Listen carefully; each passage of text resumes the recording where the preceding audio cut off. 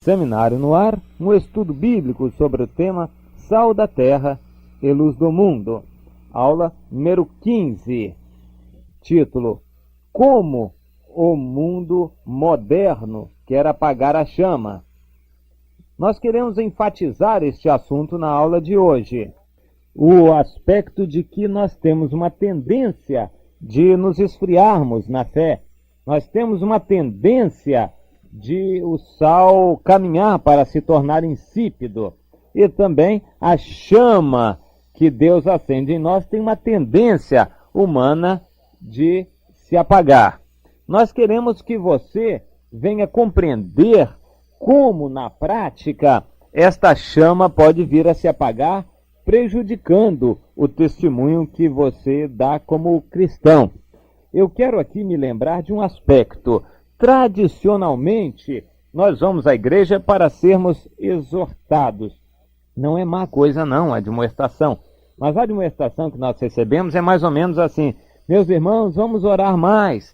Meus irmãos, vamos buscar mais o Senhor. Vamos ler a Bíblia mais. Vamos contribuir. Meus irmãos, vamos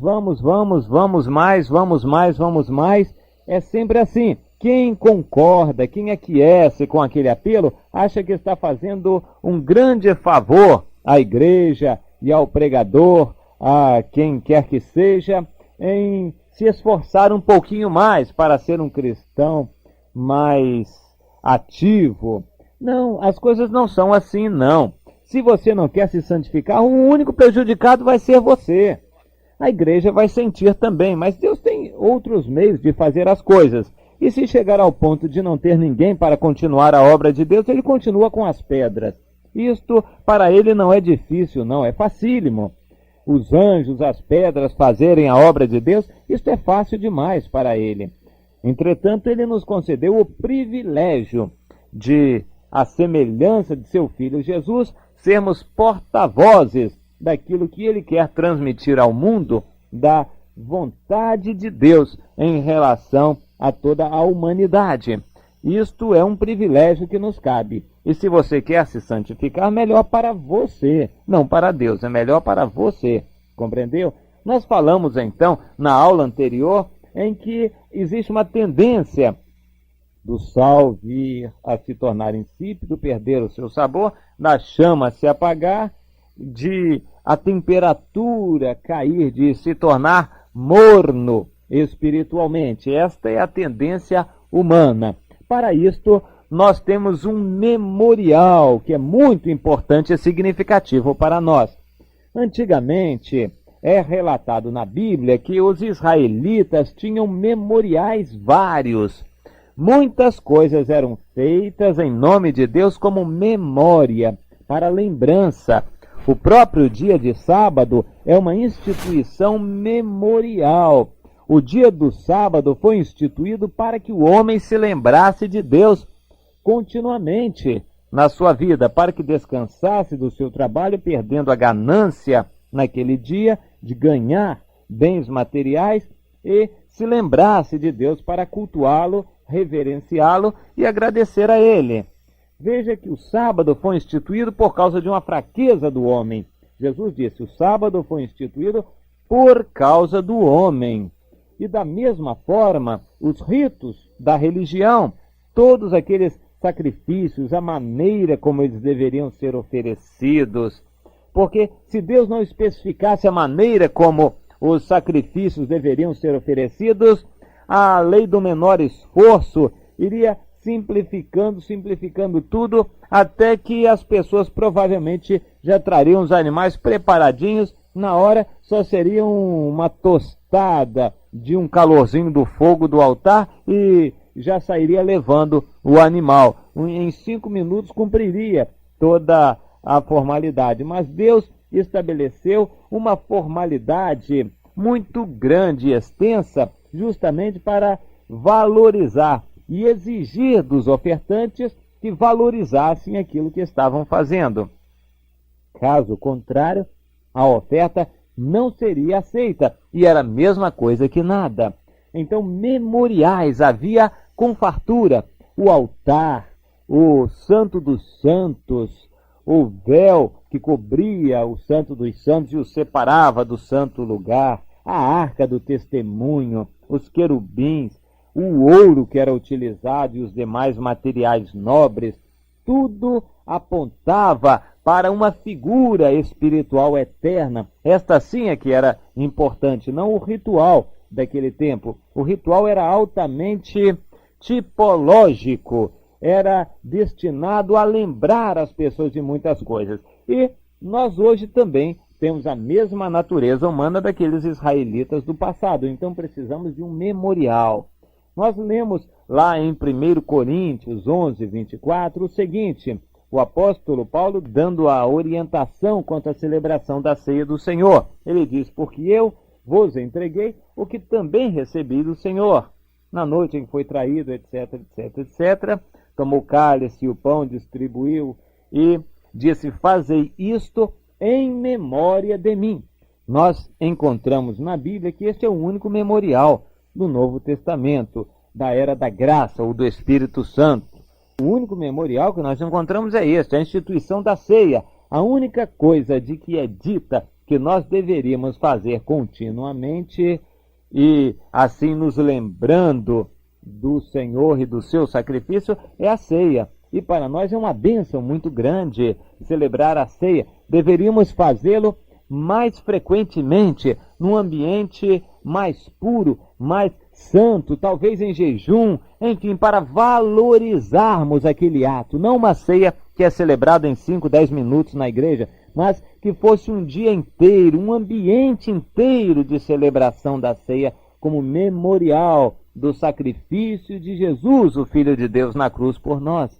Este foi o único memorial físico instituído por Deus, porque na realidade nós não precisamos de outro memorial além do que de mais importante existe, que é o próprio Espírito Santo.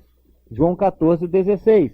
Jesus haveria de nos mandar o Consolador, o Espírito Santo da verdade, que estaria conosco para sempre.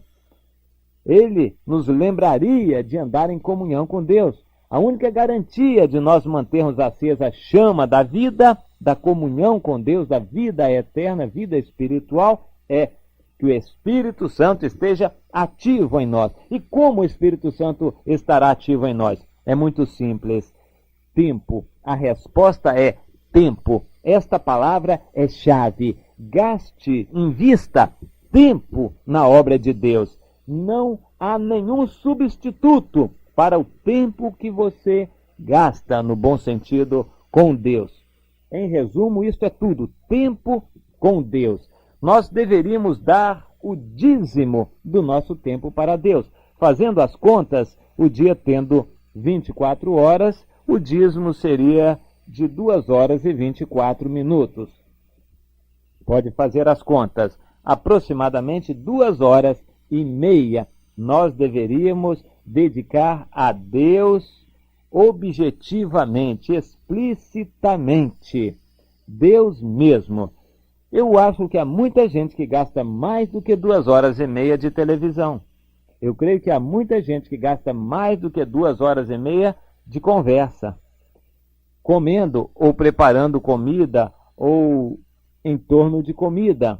Eu creio que há pessoas que gastam mais de 2 horas e meia com lazer, com passeios, brincadeiras, compras, com distrações do mundo, com investimento em coisas materiais, pensando, raciocinando, calculando, procurando, comprando, pechinchando para comprar coisas materiais de necessidade secundária.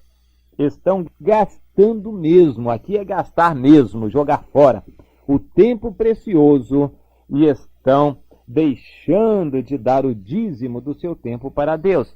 Eu tenho para mim que, no mínimo, 2 horas e meia do nosso tempo por dia, o dízimo, ou seja, nós deveríamos dar a Deus explicitamente, como? Em oração, em leitura da palavra. Veja bem, você sozinho ou sozinha com Deus, na leitura bíblia, por exemplo, leia a Bíblia meia hora, ore outra meia hora, cante, louve a Deus outra meia hora, em outra meia hora converse com alguém evangelizando ou compartilhando experiências espirituais, e outra meia hora que você pode juntar de 2, 3, 4 dias, e assim totalizando uma hora e meia ou 2 horas, para visitar alguém, para atender a necessidade de alguém que precisa da sua companhia, da sua comunhão física. Então, desta forma, nós estaremos investindo em Deus o dízimo do nosso tempo. Esta é uma garantia muito forte